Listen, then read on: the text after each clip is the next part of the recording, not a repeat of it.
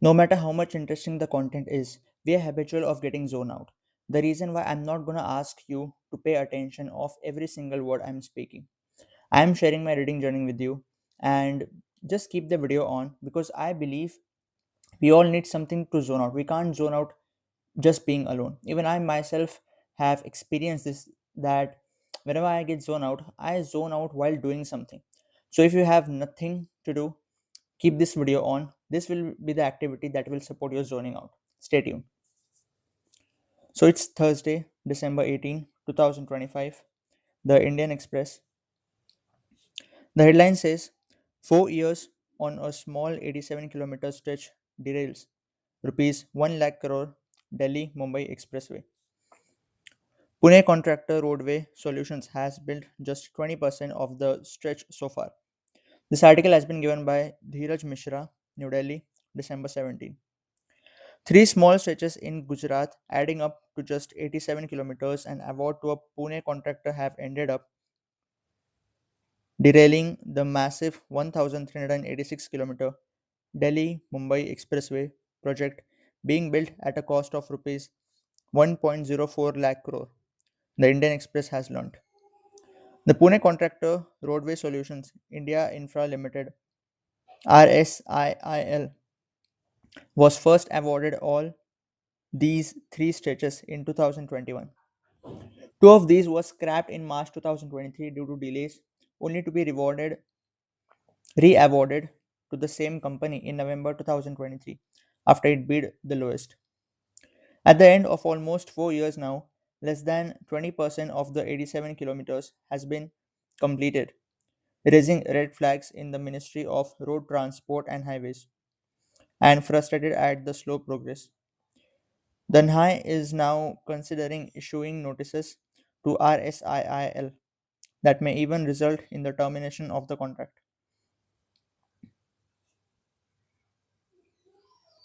When contacted, Navjeet Gadoke, director RSIIL, attributed the delay to non-provision of land by NHAI.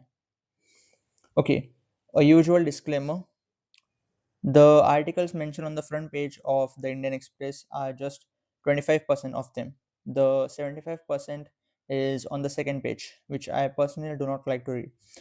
I'm cultivating a habit of reading, so I read what I like to read. Also, neither you nor me, we are not going to keep this in mind for the entire day or for even 2 to 3 hours, or going to use this information to implement something. I'm just trying to cultivate a habit of reading, and I hope someday I shall use this in a constructive way.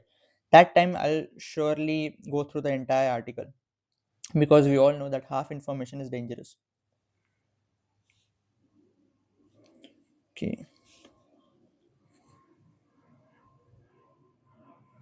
The next title is It's Air Foul. Delhi government orders 50% work from home. Rupees 10,000 to be given to verified construction workers affected by GRAP rules. Given by Drishti Jain and Devansh Mittal. New Delhi, December 17. The Delhi government will provide rupees 10,000 each to construction workers who were hit by restrictions imposed on building activities under Stage 3 of the Graded Response Action Plan to combat air pollution, Labour Minister Kapil Mishra announced on Wednesday. Mishra also directed the newspaper is saying the last name. We'll say the full name. Labour Minister Labor Minister Kapil Mishra also directed that from Thursday, all government and private institutions in Delhi must mandatorily switch to work from home for 50% of staff. The decisions are part of the series of steps announced by the Delhi government in response to the alarming decline in air quality in the capital since the beginning of November. On Tuesday, it announced a ban on the entry of non BSV private vehicles registered outside the capital and said pumps would not sell fuel to cars. Okay, now there is even more, which is on the next page. And there is more, there is one small explained section. small explain article. I won't, not even an article, but a small explain paragraph with this article. That's Supreme Court's suggestions. As Delhi moved to take steps, the Supreme Court called a long term plan instead of short term measures. It called for a plan to do away with toll plazas from October to January 2026. Now, the next title is Threat to India Very Real. Yunus trying to bring Islamists to power via wrist poll. I speak to my mother, Sheikh Hasina, regularly on the phone. I have been to Delhi once and plan to go again. I'm not saying this, I guess this has been said. This is something given in inverted commas. This article has been given by Ritu Sareen, New Delhi, December 17.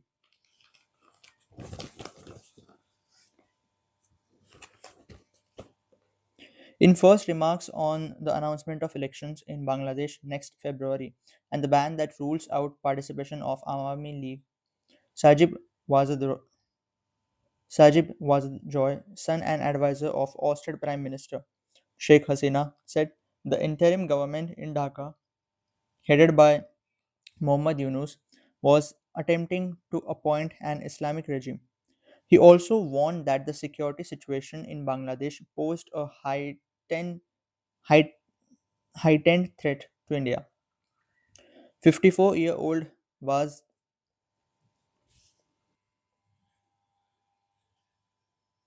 54-year-old was who lives in the US made these remarks in an email interview with the Indian Express on the day Delhi summoned Dhaka's High Commissioner to convey India's strong concerns over the deteriorating security situation in Bangladesh and activities of extremist elements threatening the Indian High Commission there. These are experts from the interview with Wazid.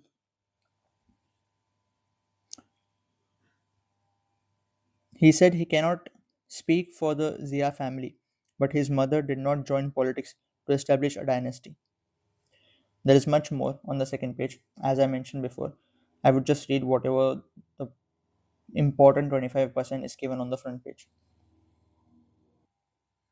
For a few days, I have been saying Bondi Beach, but yesterday in a news channel, I heard that it's not Bondi Beach but Bondi Beach. So, the next title is Bondi shooter came to Hyderabad for Nikah in 2001 with son later. The article has been given by Nikhila Henry, Hyderabad, December 17. Bondi Beach shooter Sajid Akram brought his European origin wife to Hyderabad in 2001 for a nikah ceremony and his son Naveed Akram, a co-accused in the terror attack around 2004 to 5, to introduce him to his parents. The Indian Express has learned based on conversations with investigators who have questioned close relatives after 15 people after 15 people were killed in the mass shooting that occurred during a Hanukkah celebration in Sydney. Law enforcement agencies identified the gunman as Sajid, 50 years old, and his son, Naveed, 20 years old. While the former left for Australia in 1998, the latter was born there. Sajid's family had to be questioned because we needed to know whether they had any inkling. I repeat, Sajid's family had to be questioned because we needed to know whether they had any inkling about the attack. They cooperated. We have not found anything suspicious so far. A Telangana intelligence official who questioned them told the Indian Express. They seemed shocked to know Sajid could do something like this. They immediately told us all they knew about his visits to Hyderabad. The officer said. Okay, the next title is Maharashtra's spending in rural job scheme may jump six-fold after passage of VBGRAMG. V. Bram, V. Gram. The short form is VBGRAMG. I shall pronounce it Bram, something like this. Bill. Okay. This article has been given by Alok Deshpande, Mumbai, December 17.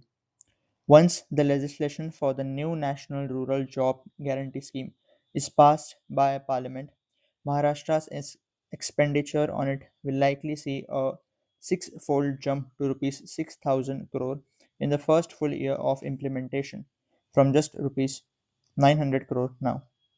The new Viksit Bharat Guarantee for Rozgar and Ajivika Mission Gramin, or VB Gram Bill 2025, is likely to strain state finances, government officials said. Some of the populist poll announcements, such as the CM Machi Ladki Bahin, have already sorry, buried, sorry. Some of the populist poll announcements, such as the CM Machi Ladki Bahin, have already burdened the exchequer with additional spending of rupees 36,000 crore in a year. As per the present content of the bill, while the total estimated requirement stands at rupees 1,51,282 crore, Maharashtra expects to get a budget of roughly 10% of that, which comes to around rupees 15,000 crore, and with 40% share to BOM by the state. Will have to shell out at least rupees 6,000 crore if we are to utilize the rest 60%. Now, who have said this? For that, I'll have to see the second page, which I'm truly not interested. Okay. Now, the next title is this. We, many of us, you, many of you know him. I also know him. Zakir Khan, stand-up comic, storyteller, and poet at Adda today. Given by Hina Khandelwal, Mumbai, December 17.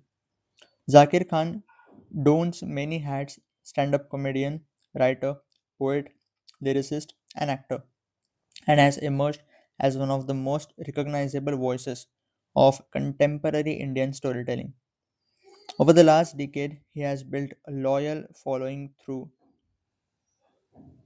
a deeply personal brand of humor that blends romance, heartbreak, family, ambition, and quiet resilience. Most recently, in August 2025, he became the first Indian comedian to headline a full length Hindi stand up show at the iconic Madison Square Garden in New York. A small happening today section: India and the UAE will begin a joint military exercise to enhance interoperability and foster defense cooperation. Exercise Desert Cyclone will be held in Abu Dhabi until December 30. And now the last title of the front page. When NDA considered government minus I'll repeat it. When NDA considered government minus Vajpayee and BJP suggested he be president. The article has been given by Vikas Pathak, New Delhi, December 17. When Atal Bihari Vajpayee's 13-month government fell by one vote in April 1999, there were murmurs in the NDA that the alliance should try to stake fresh claim with the support of some new parties after replacing Vajpayee. However, the move was stonewalled by Trinamool Congress Supremo Mamata Banerjee and MDMK leader Vaiko, who also had the support of BJD chief Navin, Navin Patnaik. Just to get the flow, I'll repeat this paragraph. However, the move was stonewalled by Trinamool Congress Supremo Mamata Banerjee and MDMK leader Vaiko, who also had the support of BJD chief Navin Patnaik. Vajpayee survived and the NDA returned to power for 5 years once fresh elections were ordered. Ashok Tandon, a member of Vajpayee's PMO as in charge of media relations, writes about this little known anecdote of 1999 in his book Atal Sansman, Atal Sansmaran, Atal Sansmaran, which was released on Tuesday. The argument was that if the United Front government, which preceded the NDAs, could replace H.D. Dev Gowda as Prime Minister with I.K. Gujral, why could the NDA not do the same to explore forming an alternative government? Tandon writes. But Banerjee and Vaiko rejected the idea straight away, saying there would be no NDA government without Vajpayee. Patnaik also took the same line, Tandon says. Mamata Banerjee and Vaiko could go to any extent to defend Vajpayee, be it, an, be it at an NDA forum or a public rally. Mamata considered him a father figure and freely poured her heart out when she spoke with him. As per Tandon, what remained unclear to those in the PMO was who was behind the campaign to replace Vajpayee. The senior journalist also writes about why no alternative government could be formed after the fall of the Vajpayee ministry, despite the combined opposition having the numbers. According to him, Congress President Sonia Gandhi tried but felt betrayed by the left and hence refused to support any third front parties. The betrayal, as per Tandon, was that Gandhi had come to know that even as CPI leader Hari Krishan Singh Surjit encouraged her to stake claim to form the government after Vajpayee's ministry failed. He goaded Samajwadi Party chief Mulayam Singh Yadav to stay he would not support her as PM. Tandon cites from Gujral's book Matters of Discretion to say that Surjit wanted Jyoti Basu to be PM. Gujral also wrote that he had cautioned Gandhi on April 20, 1999 to not be naive and trust the left, saying it would betray her and the last saying it would betray her at the last moment. In Tandon's words, Surjit shared with Gandhi a list of 288 MPs apparently ready to support the Congress, asking her to stake claim. Accordingly, she met President K.R. Narayan on April 21st, 1999, and told him she had the support of 272 members and more would join. The next day, Mulayam and the Left Bloc's Revolutionary Socialist Party and Forward Bloc vetoed, vetoed the name of Gandhi, indicating that 28 MPs would not support the Congress if she was the PM. Okay. Moving to the state news section of Maharashtra, Fadnavis government's Grand Kumbh plans hit 1800 tree patch. CM cries foul. Given by Zishan Sheikh, Mumbai, December 17. The Devendra Fadnavis government is determined to outdo the last Nashik Kumbh Mela held soon after he became the chief minister for the first time in October 2014. Around 2.5 crore people are estimated to have visited Nashik at the time. For the next year's Simhastha, Simhastha, as the 12-year Kumbh is called, the government is pulling out all the stops to ensure 5 times the number of visitors for the celebration, which will stretch out over a year at Nashik and nearby Trambakeshwar. With the center's blessings and purse strings, a budget of rupees 25,055 crore has been approved for infrastructure development and logistical arrangements for the Mela, which will begin on October 31st, 2026. One project, however, is facing a hurdle. Since last month, protesters have held a sustained agitation to block proposal Nashik Municipal Corporation's proposal to clear a nearly 54-acre tract of land known as Tapovan of 1800 trees for construction of the main Sadhugram, a residential facility for ascetics for the Mela. Social activists, actors including known Marathi name Sayaji Shinde. Yes, social activists, actors, including known Marathi name Sayaji Shinde, and students have been descending daily at Tapovan, showing their opposition to the NMC plan by hugging trees at the site and holding placards. placards. On December 11, Pune-based activist Shriram Prahlad Rao Pingle moved the National Green Tribunal, saying that thousands of native trees, some of which are decades old, are facing the X without without proper environmental impact assessment. Pingle said viable alternatives had not been explored and the authorities had shown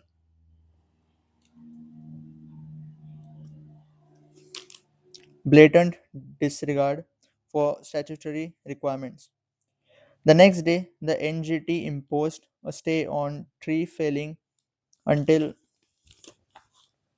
the next date of hearing, which is January 16 next year, asserting that all safeguards are being taken to ensure there is no harm to the environment. CM Fadnavis has said the protests have been politicized. Some people feel they can create hurdles in the way of the Kumbh Mela. They'll not be allowed to stop us. The site in question, Tapovan, is located around about 3 kilometers from Ramkund, where devotees take the dip in the Godavari during the Mela. As per popular belief, Lord Ram spent a part of his Vanvas or exile in Nashik, specifically Tapovan. In previous Melas too, Tapovan, which is owned by the NMC, was used to create accommodation for sadhus and is officially known as Sadhugram in the city's development plan. In between the melas, Tapovan has so far stood vacant. The trees came up about a decade ago as the city expanded to the plot's margins, with the NMC planting the same to prevent encroachment. Over time, Tapovan turned into an important urban lung for Nashik. Early November, some residents on their morning walk spotted felling notices put up on several trees in Tapovan. The public uproar over this has been building since, with activists questioning the need to clear Tapovan when several alternatives sites are available nearby, says one of the protests says one of the protesters, Talha Sheikh. The NMC's notice, which gave people just 7 days to raise objections, shows that it wanted to cut these trees surreptitiously. Nashik was once for its pristine climate. Now pollution has come here too. City planners need to ensure that Nashik's green cover is conserved. However, we have an administration that is planning to cut it down, says Shubham Patil, a student who is a part of the protests. The NMC has defended their plans, saying Tapovan has historically served as the primary accommodation zone for sadhus during the Mela, and that setting up residential facilities elsewhere posed serious logistical and safety challenges. The Amrit, sorry, the Amrit Snan one of the holy dips, procession also originates there. Changing its location would create serious traffic disruptions. Besides pose a threat to people's lives, NMC Commissioner Manisha Khatri told reporters last month. Khatri also called claims of large scale tree felling as rumors and said not all of those marked would be cut. The 1800 trees mentioned were only counted. Only foreign species that harm biodiversity will be removed.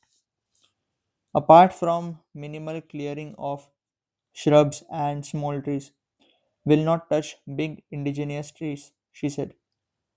Fadnavis has questioned the motives of some of the protesters, saying they had started activism about this and suddenly become environmentalists. I have respect for genuine I have respect for genuine environmentalists, but some have become environmentalists for political reasons, he said. Now, to counter the activists, the government has started Green Nashik, as part of which 15,000 trees will be planted across the city. Maharashtra Water Resources Minister Girish Mahajan, who is in charge of overseeing the Kumbh preparations, was present for the launch on Monday. About 500 trees may be cut at the pond, but we are planting 15,000 trees in their place. We are being accused of planting 2 foot tall saplings that don't survive even a year. However, I promise that not a single tree planted as part of this drive will die, Mahajan said. Activists, however, have serious doubts about this, citing the poor track record when it comes to such measures. On December 12th, social activist Sudham Hatpe shared photos from Fashicha, Fashiza Dongar, a small hillock located about 13 km from Nasik city center, identified as one of the sites for the Nashik administration's compensatory afforestation plan, purportedly showing that most of the trees planted by the NMC at that site are struggling to survive. They planted trees in barren stony patches without even digging a 1 foot hole.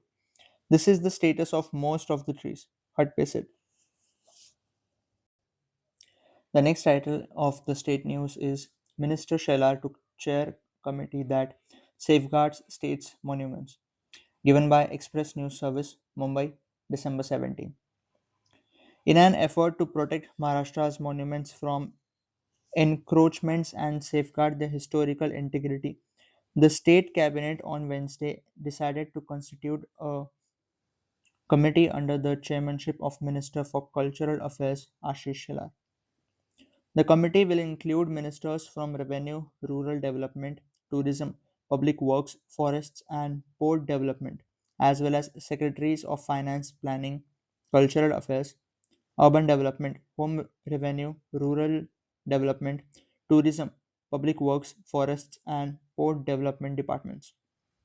Earlier, the state government had initiated action to ensure that Maharashtra's state protected monuments remain encroachment free and that the historical sanctity is preserved. The removal of encroachments and unauthorized constructions complements, complements the conservation of monuments. Additionally, the development of tourism in the districts provides an indirect boost to the local economy and accelerates overall district development. The government resolution issued on January 20, 2025 was aimed solely at the removal of encroachments on centrally protected, state protected, and unprotected forts. In line with this, district level committees had already been constituted. Shalar said at the cabinet meeting the government approved the constitution of a state level committee chaired by the Minister for Cultural Affairs to ensure that Maharashtra's state protected monuments remain free from encroachments while safeguarding their historical significance. Under the revised GR, the state level committee will oversee the functioning of district level committees, make policy decisions, and provide guidance to district level committees. The revision also expands coverage to all state protected monuments along with state protected forts. For the conservation and maintenance of monuments and the removal of encroachments, the planning department has been empowered to directly provide funds to district collectors. Maharashtra has a total of 390 state protected monuments, including the Khandeshwari Caves in Thane district, August Kranti Maidan in Mumbai, Dharavi Fort, and St. George Fort, the birthplace of Vasudev Barwant Phadke in Raigad, rock carvings in Ratnagiri, Buddhist caves in Khed, Nimbalkar Gadi in Ahilyanagar, the birthplace of Senapati Bapat, the Parshvanath Jain caves in Nashik, the birthplace of Yashwantrao Chavan in Sangli, and the places of Baji Prabhu and Phulaji Prabhu in Kolhapur. In addition, the state has 145 state protected temples, including the Turza Bhavani temple and the Khandoba temple in Jazuri, along with several other small and large temples. The next title is High Court rejects prime accused Walmik Kharad's bail plea in Sarpanch murder case, given by Press Trust of India, Chhatrapati Sambhajinagar, December 17. The Aurangabad bench of the Bombay High Court on Wednesday rejected the bail application of Valmik Karad, the prime accused in Sarpanch Santosh Deshmukh murder case. Karad is currently lodged in jail in Beed district. His lawyer, Dhananjay Patil, said the High Court rejected Karad's bail application, but its detailed order is yet to come. Hearing on Valmik Karad's bail application was on for the last 3 4 days. Today, advocates from the applicant's side highlighted before the court issues like non availability of CDR and argued that he was not directly involved in the case. But the court rejected his bail plea. He said, Deshmukh, the Sarpanch of Masajog village in Beed district, was abducted and tortured to death on December 9 last year, allegedly for attempting to stop an extortion bid targeting an energy company. 8 persons, including Karad, have been arrested so far and booked under the stringent Maharashtra Control of Maharashtra Control of Organized Crime Act. Expressing satisfaction over the High Court rejecting Karad's bail plea, Dhananjay Deshmukh, the brother of late Sarpanch, said, "Today we can say that the process to get justice in this case has now begun." He also expressed the possibility of NCP leader Dhananjay Munde being inducted into the state cabinet again and opposed the idea. Munde had resigned as a minister in March this year after Karad, his close aide, surrendered and was later arrested in the case. 8 persons, including Karad, have been arrested so far under MCOCA, the full form, as I mentioned before, Maharashtra Control of Organized Crime Act. Moving to the world section, the first title is Gunman Charged with Murder and Terrorism, given by Victoria Kim, Sydney, December 17. The surviving suspect in the mass shooting at Bondi Beach in Sydney was charged Wednesday with murder, grievous bodily harm, and terrorism, police said. The shooting at a beachside Hanukkah celebration Sunday left 15 people dead, including a 10-year-old girl and a Holocaust survivor who was a grandfather of 11. Two gunmen, who the police said were father and son, were shot by officers.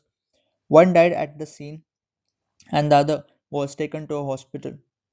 Authorities said the men appeared to have been motivated by Islamic State inspired anti Semitism. The younger suspect, 24 years old, had been in a coma until Tuesday afternoon.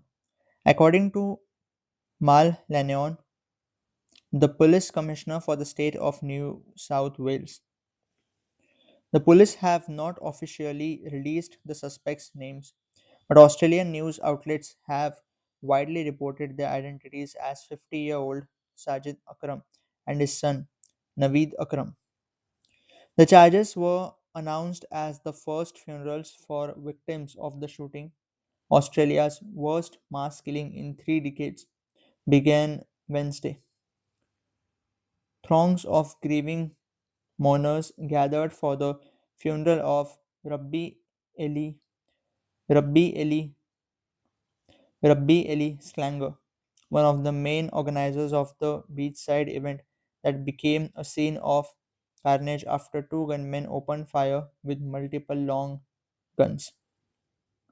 Two other funerals were expected to take place Wednesday afternoon for other members of Bondi's tight knit Jewish community.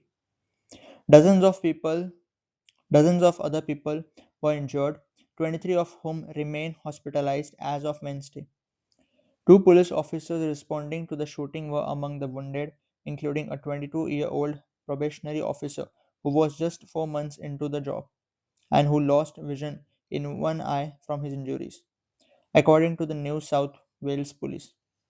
As streams of mourners continued to visit the site of the shooting Wednesday to pay their respects, some leveled harsh criticism at the government of Prime Minister Anthony Albanese, accusing him of not doing enough in response to warnings that dangerous anti Semitism was on the rise in the country.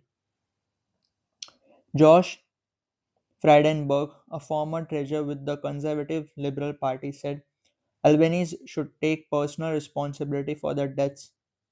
We as a Jewish community have been abandoned, left alone by our government, he said. Local officials said Wednesday that in addition to strengthening gun laws, they would take steps to bar mass to bar mass protests in situations following a terrorist attack. The measure appeared to be aimed at restricting large rallies like one in August in which pro-Palestine demonstrators took over Sydney's Harbour Bridge.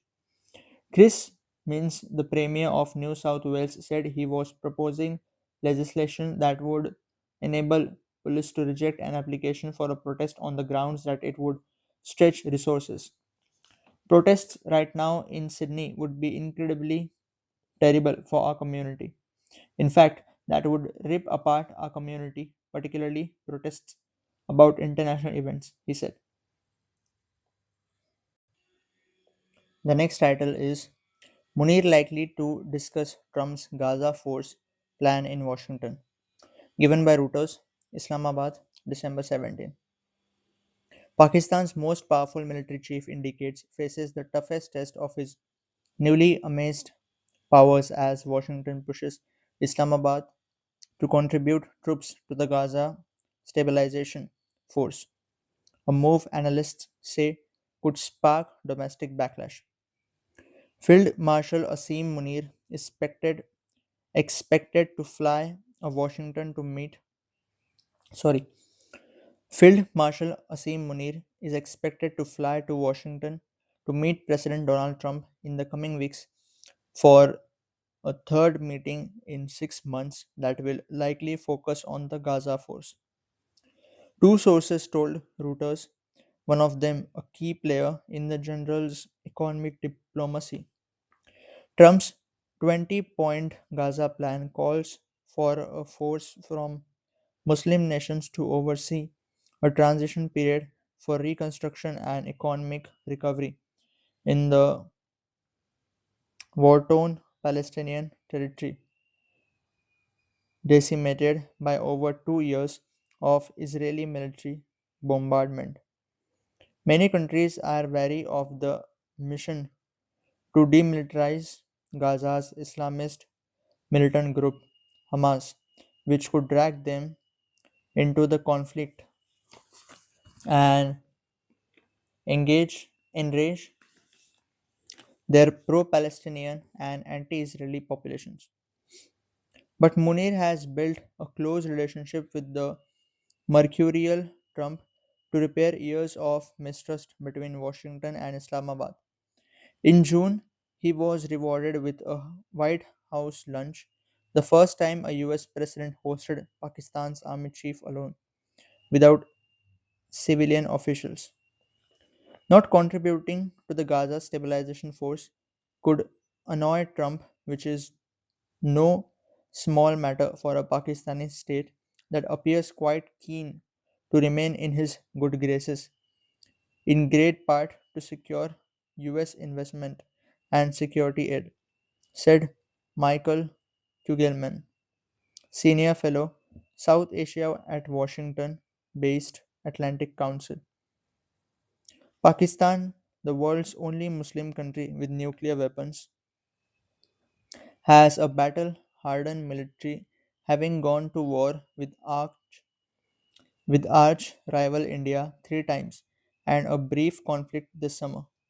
It has also tackled insurgencies in its far flung regions and is currently embroiled in a bruising war with Islamist militants who it says are operating from Afghanistan.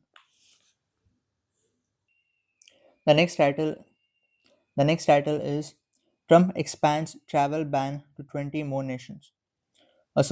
Given by Associated Press, Washington, December 17. The Trump administration announced Tuesday it was expanding travel restrictions to an additional 20 countries and the Palestinian Authority, doubling the number of nations affected by sweeping limits announced earlier this year on who can travel and emigrate to the US. On Tuesday, the Republican administration announced it was expanding the list of countries whose citizens are banned from entering the US to Burkina Faso, Mali, Niger, South Sudan, and Syria. The travel restrictions apply to both people seeking to travel to the US as visitors or to emigrate there. The next title is UK to rejoin EU's student exchange program for closer ties after Brexit, given by Associated Press, London, December 17. Britain will rejoin the European Union's flagship Erasmus student exchange program. It was announced Wednesday in a major step for efforts to reset the UK's post Brexit relations with the 27 nation bloc. British university and college students and apprentices will be able to study or train in EU countries under the program without paying extra foreign student fees from January 2027.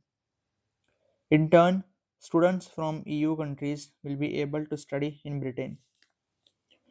The agreement also covers opportunities to study or train abroad for school pupils, adult learners, educators, and sports coaches. Britain's EU relations minister,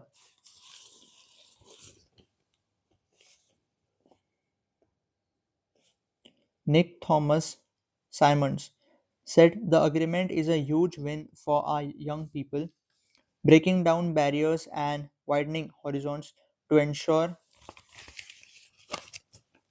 everyone from every background has the opportunity to study and train abroad.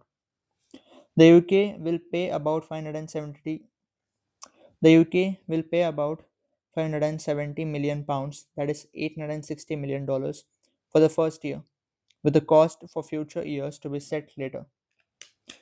The almost 4 decade old program is one of the bloc's most popular achievements and has allowed millions of young Europeans to study in other countries. The program includes several non-EU countries such as Iceland and Norway. The UK voted in 2016 to leave the EU and left in 2020 with a bare bones trade deal that ended the right of British citizens to live, study and work freely across the bloc. Then Prime Minister Boris Johnson pulled Britain out of Erasmus, saying it was not good value for money. The next title is Trump orders oil tanker blockade on Venezuela ramps up pressure on Maduro.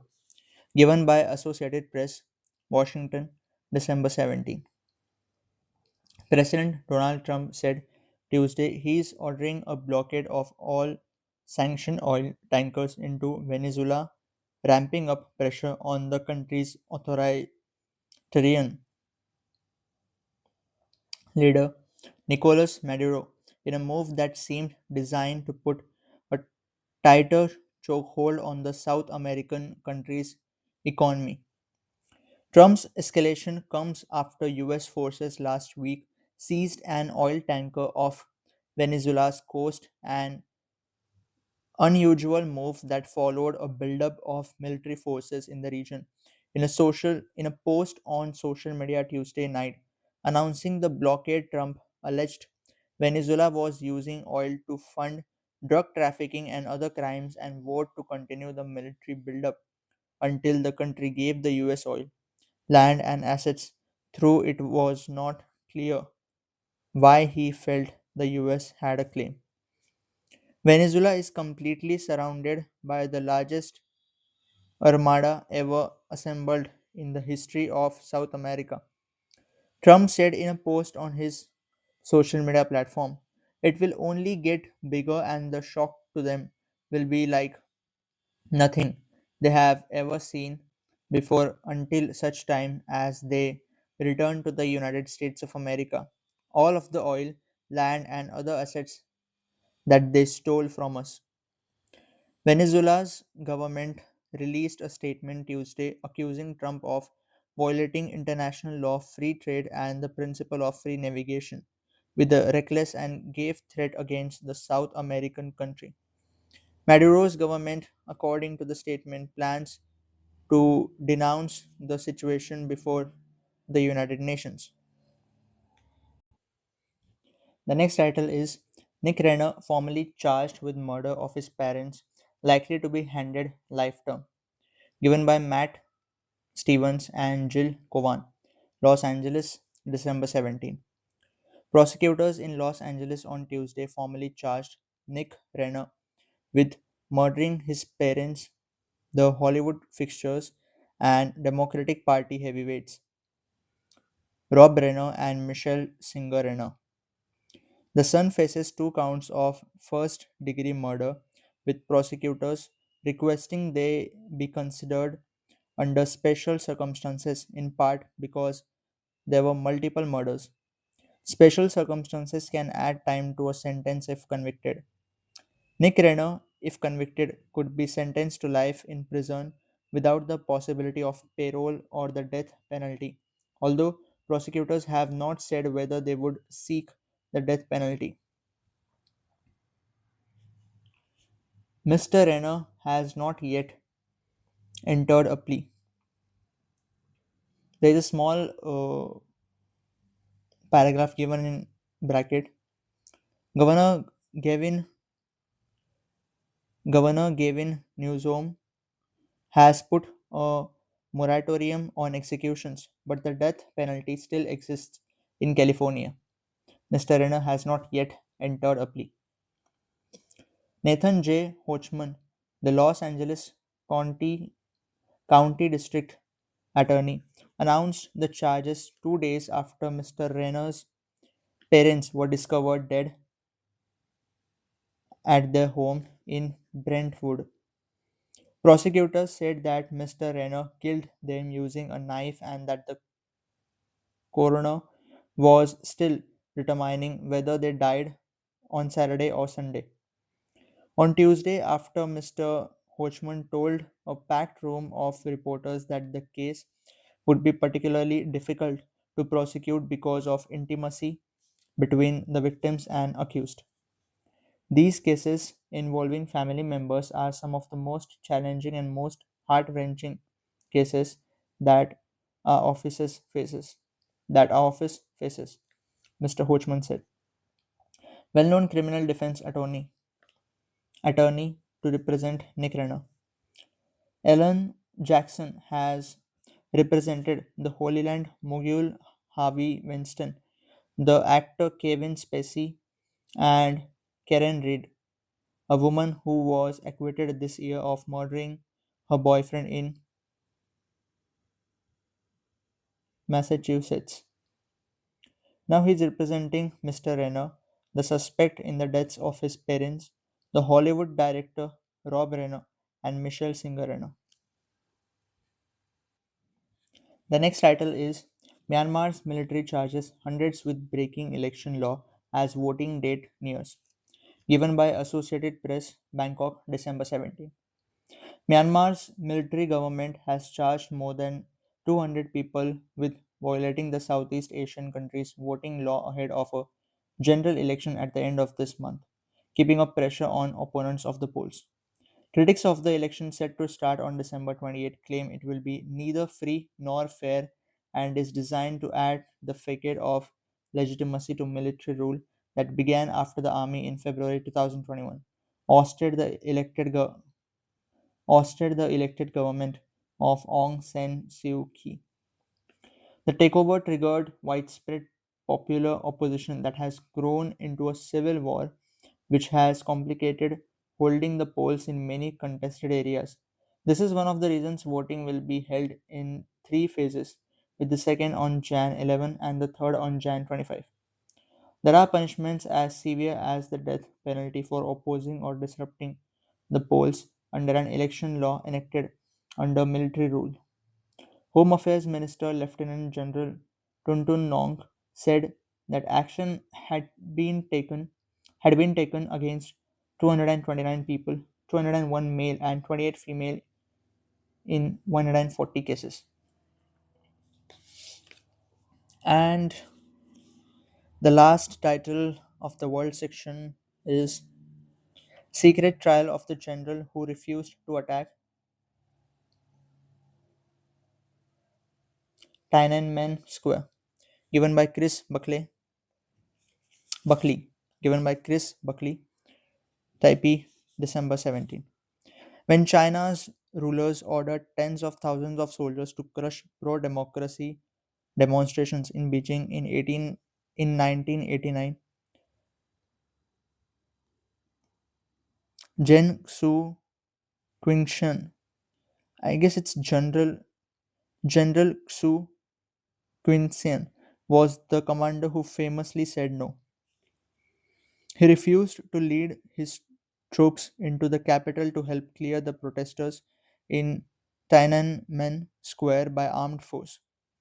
For decades, the story of his defiance remained murky. Now, a leaked video of his secret court martial has shed a rare light on General Xu and on the tensions inside the military as Deng Xiaoping, China's paramount leader at the time, prepared to send the soldiers into Beijing. The deployment culminated in the killing of hundreds, by some estimates thousands, of unarmed people on June 3 and 4 as soldiers fired on protesters and bystanders. In the trial footage, General Su explains that he refused the order as a matter of individual conscience and professional judgment. He tells judges that sending armed troops against civilians would lead to chaos and bloodshed, saying that a commander who carried out martial law poorly would go down as a sinner in history. General Xu had General Xu had risen from a family of small-time vendors to command the 30th Group Army, one of the military's most prestigious units. But by the time of his court martial in 1990, captured in the video, he had been stripped of his command, charged with disobeying martial law orders, and brought before the judges to defend a decision that abruptly ended his career. The 6-hour video of the trial shows General Tsu in drab civilian clothes, entering a courtroom guarded by three soldiers. Three judges gaze down from a podium. The courtroom is devoid of spectators. General Tsu does not beg for mercy. Instead, he tersely lays out why he refused to comply. He said that whoever carries this out well could be a hero. He tells the judges, and I said that whoever carries this out poorly would become a sinner in history. It's almost unheard of for such footage describing internal decision making and dissent within the Chinese military to become public, and discussion of the 1989 crackdown is still heavily censored in China. The video, which has been shared on YouTube, a platform blocked in China, has drawn intense interest with more than a million views on one channel alone. It's one thing to read about General Su taking a stand and following his conscience.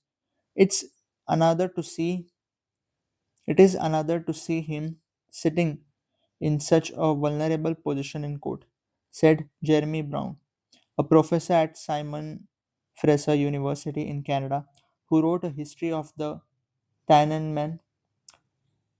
Tiananmen. It's Tiananmen till now. I was saying Tiananmen. I'm sorry. I apologize. It's Tiananmen. Protests and crackdown. To see Su explain how he decided to refuse to follow a bad order from his well-informed military perspective forces the observer to think, what would I do in this situation? General Tsu tells the judges that he was speaking only for himself, not for the 30th Army, in refusing the order. His account, along with the testimony of other generals cited by the judges and prosecutor at his trial, provides new insights into how Chinese leaders secretively developed and conveyed the plans for martial law and tried to stifle misgivings in the People's Liberation Army. General Xu, perhaps like other generals, was summoned individually to hear the orders. It may have been an effort to prevent them from sharing any concerns, Wu, said Wu Renhua, an independent historian from China who now lives in Taiwan. Mr. Wu, who has written several studies of the 1989 pro democracy uprising and crackdown, also noted that General Xu's trial showed how the martial law orders were delivered orally, leaving no paper trial. This counts as the most important material I have come across in over 30 years of collecting material on June 4. Mr. Wu said of the trial video. Moving to the economy section, the first title is SEBI Board for Overhaul of MF Rules to Curb Costs, Boost Transparency, given by Press Trust of India, Mumbai, December 17. Markets regulator SEBI on Wednesday approved a comprehensive overhaul of mutual fund regulations, including changes to the expense ratio framework and limits on brokerage charges to boost transparency. The proposals are aimed at bringing regulatory clarity, reducing redundancies, and promoting ease of compliance.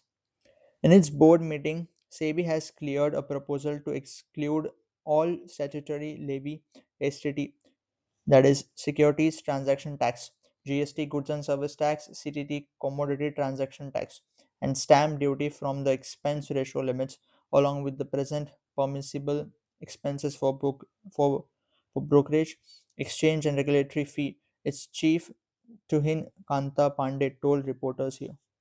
Moreover, this expense ratio limits would be called base expense ratio.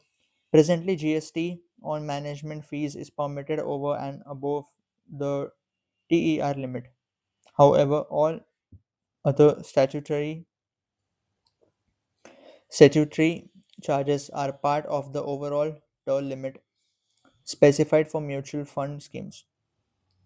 The expense ratio limits are proposed to be exclusive of levy, statutory levy, so that any change in statutory levy in future is passed on to the investors.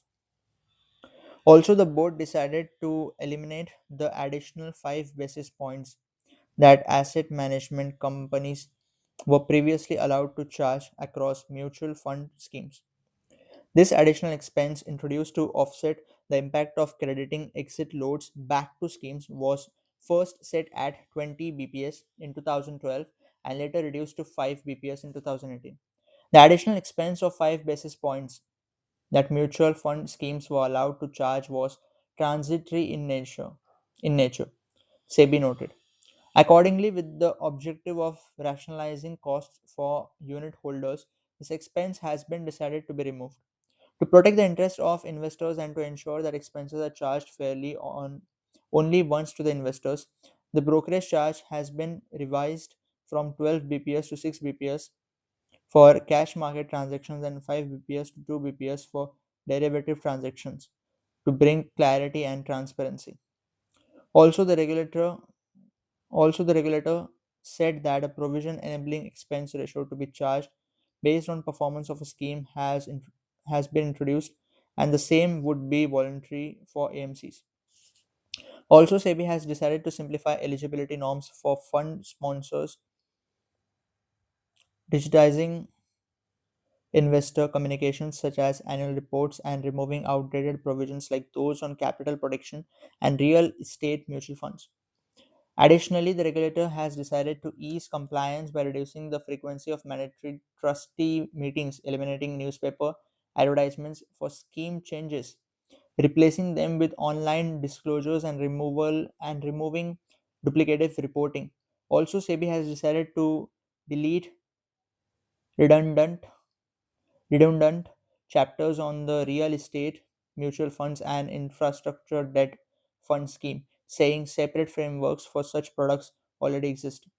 This exercise has resulted in a 44% reduction in the size of the regulation from 162 pages to 88 pages. The word count has been reduced by approximately 54% down from, sorry, approximately 54% from 67,000 words in the current regulation to 31,000 words in the new draft. Further, a number of new provisions have been reduced from 59 to fewer than 15, and all withstanding clauses have been eliminated except for this its limited use under the repeal and savings provisions, SEBI said. The mutual fund industry, which began in 1963, now manages over rupees 80 lakh crore in assets. I repeat, the mutual fund industry, which began in 1963, now manages over rupees 80 lakh crore in assets. 80 lakh crore. Lot of money. The next title is Interest Rates Likely to Remain Low for Long Haul, says RBI Governor. Given by ENS Economic Bureau, Mumbai, December 17. Reserve Bank of India Governor Sanjay Malhotra has said interest rates are likely to remain low for a long period as India continues to post strong economic growth, which could receive an additional lift from trade agreements currently being negotiated with the US and Europe. Malhotra said the rate cuts carried out during his tenure has helped engineer a Goldilocks phase of brisk growth with low inflation. The RBI projections suggest rates should remain low for a long period of time, Malhotra told the London based Financial Times in an interview. On December 5, the RBI cut the repo rate by 25 basis points to 5.25%, a move likely to bring down lending and deposit rates across the banking system. With this cut, the repo rate has been reduced by a cumulative 125 bps from 6.50% to 5.25% since Malhotra took charge in December 2024. We are in a Goldilocks phase, Malhotra said, referring to strong growth with low inflation. Inflation is well below the lower end of our target range. Growth will moderate but remain robust. The last GDP number was surprising, he told the Financial Times. A Goldilocks period in economics refers to a phase when the economy is just right, neither overheating nor slowing down. It's categorized it's it is characterized by steady growth, low inflation and manageable interest rates. Malhotra admitted that the most recent headline GDP figure was surprising and said the RBI, which had predicted 7% on year growth in the July September quarter, needed to improve forecasting. When asked whether issues with the data made the RBI's job more difficult, Malhotra said some margin of error will always be there because these figures do get revised. India's retail inflation rate stood at 0.71% in November, well below the 2% lower limit of the RBI's target range. However, the central bank has forecast inflation will rise to 2.9% in the January March quarter. The RBI currently expects year on year GDP growth to moderate to 6.7% in the 3 months starting April 2026 from 8.2% in the July September quarter. Malhotra became governor at a time when the RBI had retained higher interest rates despite slowing growth, with inflation often close to and in October 2024 even above the bank's upper target limit of 6%. Since then, the governor has moved aggressively. Over the past year, the RBI has delivered cumulative rate cuts of 1.25 percentage points, marking India's first reductions in 5 years. The next title is Coursera to buy Udemy, creating $2.5 billion firm to target AI training. Bengaluru online education platform Coursera said on Wednesday it would buy rival Udemy in an all-stock deal, valuing valuing the combined company at $2.5 billion as the industry consolidates after a post-pandemic slowdown and heightened investor scrutiny. Udemy shareholders would receive zero point 0.8 shares of Coursera for each held, valuing the company at about $930 million. According to Reuters calculations, Coursera shares were up 6% in pre market trading, while Udemy rose about 18%. The deal unites two of the largest US based online learning platforms at a time when consumer course enrollment growth has cooled from pandemic highs, prompting companies to seek scale and pursue enterprise clients and more predictable subscription revenue. Coursera and Udemy bet that a combined platform will be better positioned to capture corporate demand for workforce training, particularly in artificial intelligence, data science, and software development, as employers invest in reskilling, reskilling workers amid rapid advances in generative AI. Based on Coursera's last close, the offer implies a price of $6.35 per Udemy share, a premium of roughly 18.3%. The company said the deal is expected to close in the second half of next year, subject to regulatory and shareholder approvals. Coursera, which patterns with universities and institutions to offer degree programs and professional certificates, has increasingly focused on enterprise customers, while Udemy operates a marketplace of independent instructors.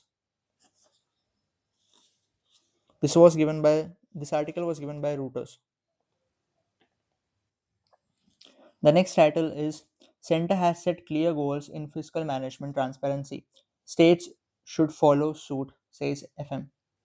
Given by Press Trust of India, New Delhi, December 17.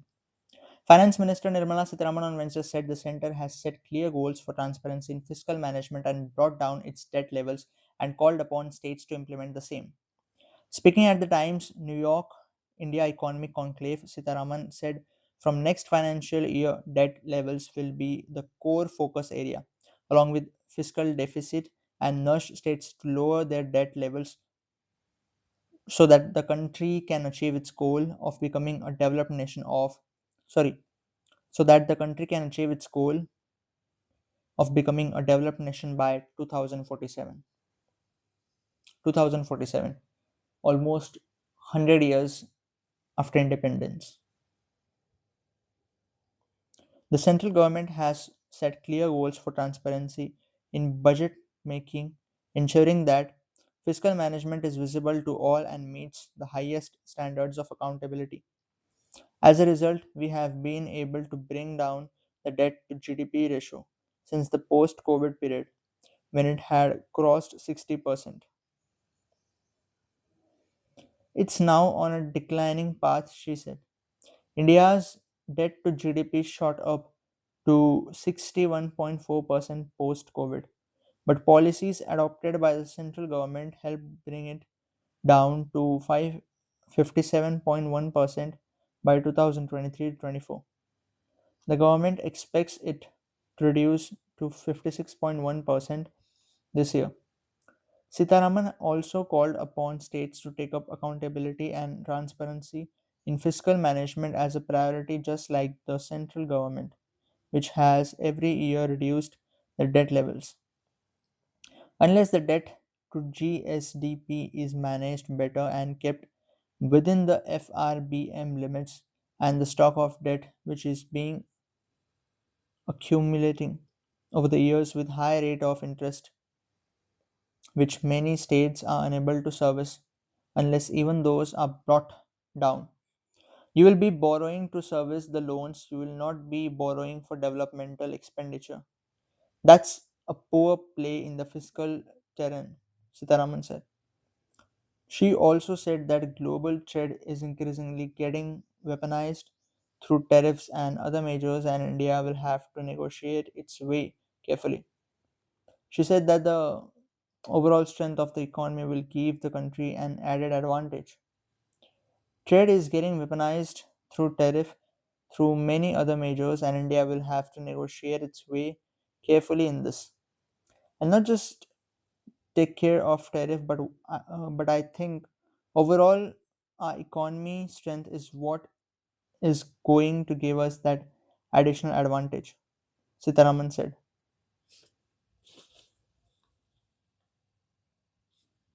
She said that globally it's now very clear that trade is not free and fair. India can be lectured saying you are very inward looking, you are a tariff king, and so on. But tariff has been weaponized, she said, adding India's intention was never to weaponize tariffs. India, she said, only safeguard its domestic industries against flooding which happens from a predator. But the weaponization of trade today is without criticism. The minister said, adding that some nations state that tariffs are not good and no one should take these measures, but suddenly we have newer people coming up saying we'll come up we'll come up with tariff barriers and there's no questioning. So that seems to be the new form so that seems to be the new normal. These remarks are important so global trade has been disruptive due to the high tariffs imposed by the US. Mexico too has recently announced to impose high tariffs. The next title is India likely to record about 7% growth in FY26 by Geeta Gopinath. New Delhi, given by Press Trust of India. The Indian economy is expected to grow by 7% in the current fiscal, slightly higher than 6.6% projected by the IMF in October, said Geeta Gopinath, former chief economist of the Washington based International Monetary Fund. Speaking at Times Network's India Economic Conclave 2025, Gopinath said that the IMF made its projection for India's growth before the National Statistical Office NSO came out with its July September quarter growth rate of 8.2%. I would say that the IMF number India's growth projection was 6.6% that came out in October. But the forecast for the second quarter of the current fiscal in terms of what the growth would be was much lower than what it turned out to be at over 8%.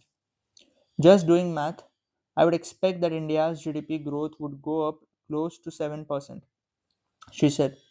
Earlier this month, the Reserve Bank of India raised the GDP growth projection to 7.3% for the current fiscal from its earlier estimate of 6.8%.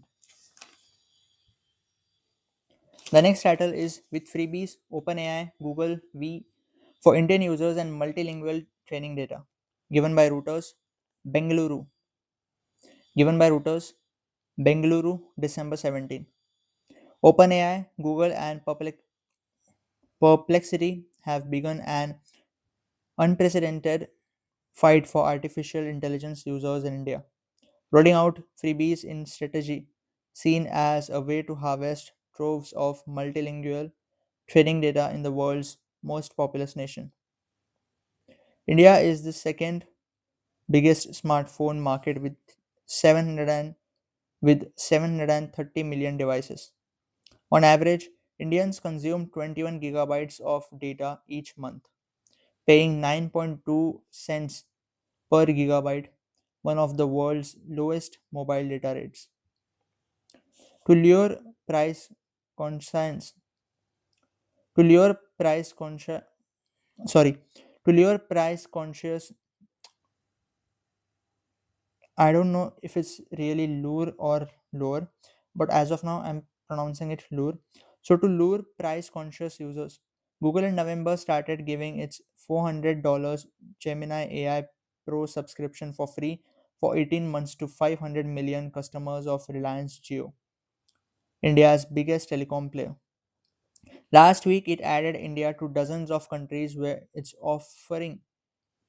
offering its heavily discounted AI Plus package. OpenAI has also made its ChatGPT Go plan, which offers extended but not unlimited usage compared with existing plans, free for a year. The plan incurs charges in more than 100 countries and was $54 in India before being made free to everyone in the country in November. Just like Google's AI Pro, the free package is only available in India. Early download data suggests a jump in usage due to the free plans, with daily active users of ChatGPT in India surging 607% year on year to 73 million as of last week, more than double of the number in the US. According to data from market intelligence firm Sensor Tower compiled for Reuters, Gemini's daily users in India rose 15% from when it launched the Reliance Jio offer in November to touch 17 million last week, compared to 3 million in the US, the data showed. Such adoption has made India the biggest market by daily users for both the AI chatbots, Sensor Tower said. And the last title of the day, wirelessly linking 7 trains, China's test run sets a template. Given by Dheeraj Mishra, New Delhi, December 17. Earlier this month, China achieved a major technological feat by running 7 loaded freight trains as a set without attaching them physically. Behind this test run was a wireless system that helped all 7 trains, each carrying 5,000 tons of freight, to run much closer to each other had than they would have had they been traveling individually. This new rail system can bolster China's already dominant railway freight industry, enabling to enabling it to move much larger quantities in a shorter time. Here's a deeper look. What was the system? On December 8, China ran the 7 trains as a set using a wireless system on the Boshan Railway in the Inner Mongolia Autonomous Region, according to state run broadcaster China Central Television. A major challenge was to connect the trains without mechanical coupling. Coupling refers to the mechanism to join railway vehicles such as locomotives, coaches, and wagons. Instead, the trains were connected using the wireless control system developed by China Shenhua Energy, a subsidiary of state-owned mining and energy company CHN Energy. Safe distance. Usually, trains running on the same line are supposed to maintain a certain distance from each other for safety reasons. The longer and heavier the train, the greater the distance required for acceleration and braking. So, increasing the frequency of trains on a line must naturally be balanced with safety. In the case, however, China virtually created a single super long train without couplers.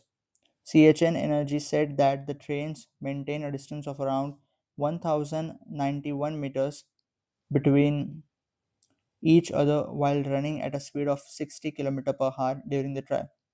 All seven trains were able to synchronize their acceleration and braking throughout the journey, relying only on wireless signals rather than traditional mechanical hooks.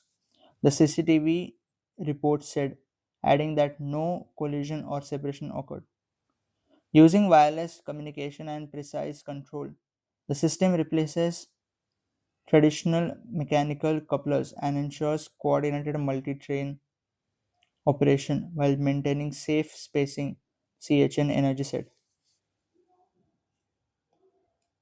What does this mean for China? With this major breakthrough, China will be able to increase its freight loading significantly, as high as 50% without building additional infrastructure. China is a heavyweight in total freight loading and passenger movement in railways. According to China Daily, the country's railway system transported over 2.33 billion tons of cargo during the January July period of 2025. This volume was a 3.3% increase over the previous year. Meanwhile, the total freight loading in Indian Railways during the financial year 2024-25 was 1.6 billion tons, which was its all-time high. While the Chinese railway station is already dominant in the region, it has taken up many tech projects to increase loading without expanding its infrastructure. CHN Energy said this test would provide a new technical option for heavy haul railway systems worldwide. Since its launch in 2022, the project has completed technical verification for multiple operating scenarios, including single locomotive runs, 5,000 ton loaded and empty trains, and 10,000 ton empty trains, said CHN Energy. Okay, so today we saw the front page, the state section, the front page of the state section, then the world section, and the economy section. We had a lot today. Okay, you noticed me fumbling and taking pauses, not going with a decent speed, or not with a well flowing, or you can say not not enough fluently while reading. You may have noticed me in that way, but I'm giving this disclaimer at the end of the. Sorry, I've read a lot. The reason why I'm fumbling. So this happens, and while reading, it's even difficult to be fluent because we have to see, then analyze, read, etc., etc. Everything takes time, and we all are different. Okay, so at the last of the video, I'm giving this disclaimer and that I'm not a native English speaker. I am learning, and I'm learning with your support. So I'm okay to take the critical comments in my comment section. I'm okay for the appreciation, which may be point some kind of person, and 99 point something is gonna be definitely 99 point some person is definitely gonna be criticism, and I'm ready for it. 99.9% can be criticism, and point something percent can be point not something percent can be appreciation. So I'm ready to take both of them. I'm even ready to take 0% appreciation and 100% criticism. Whatever it is, do let me know in the comments. Thank you. Take care. Bye bye. See you tomorrow.